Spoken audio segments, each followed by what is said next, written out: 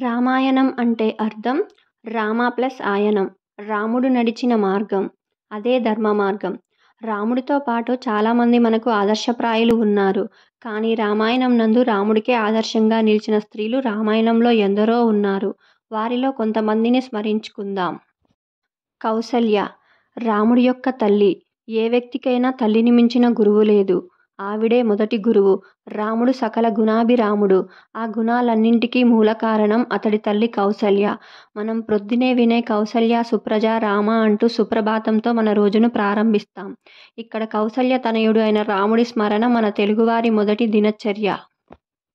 కైకేయి అందరికీ కైకేయి మందర మాట విని రాముణ్ణి అడవులకు పంపిన ఒక స్వార్థపరురాలుగానే తెలుసు.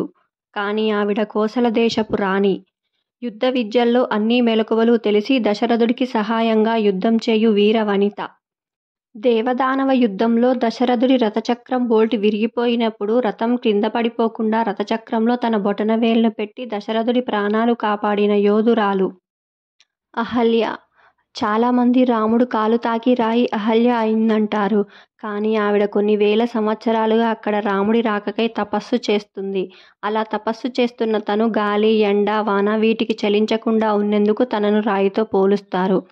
రాముడి యొక్క అడుగు ఆశ్రమంలో పడ్డ తరువాత ఆమె తపస్సు ఫలించింది అని అర్థం తప్ప రాముడు ఏ రాయిని తన కాలుతో స్పర్శించలేదు. అంతటి తపస్వి తను. మండోదరి మాండుక మహర్షి పెంచడం వల్ల కప్ప వంటి ఉదరం కలిగినదిగా ఆవిడ మండోదరి అయింది. రావణాసురుడి పట్టమహిషి.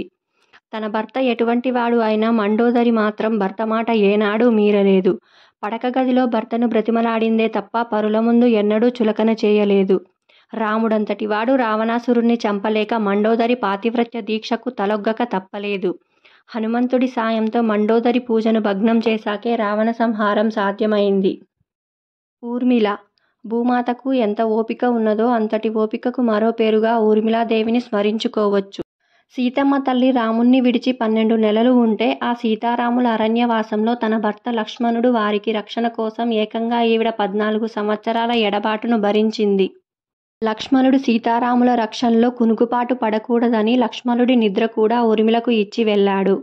సీత దశరథ మహారాజు రాముణ్ణి అరణ్యవాసానికి పంపే సమయంలో సీత రాముడి యొక్క భార్య. భార్య అంటే భర్త యొక్క ఆత్మ కనుక రాముణ్ణి అరణ్యవాసానికి పంపితే సీతమ్మ తల్లిని సింహాసనం అధిష్ఠింప చేయాలనుకున్నాడు. కానీ సీతమ్మ తల్లి కూడా రాముడి వెంట అరణ్యవాసానికి పయనమైంది. ఇక్కడ రాముడు మాత్రమే కాదు సీతమ్మ కూడా సింహాసనం వదులుకుంది. అలాగే సుందరాకాండలో హనుమంతుడు సీత వద్దకు వచ్చినప్పుడు ఆ తల్లి రాముడు యుద్ధం అనుసరించవలసిన వ్యూహాన్ని రావణాసురుడి బలాబలాల్ని వివరించి యుద్ధంలో త్రిముఖ వ్యూహం రచించమని చెప్పి పంపింది. ఇది ఆమె యుద్ధ విద్యలోని నైపుణ్యతను తెలియజేస్తుంది. ఈ విధంగా ఎందరో స్త్రీమూర్తులు రామాయణంలో ప్రతి ఖండంలోనూ మనకు ఎంతో కొంత విజ్ఞానం విజ్ఞత నేర్పిస్తూనే ఉంటారు.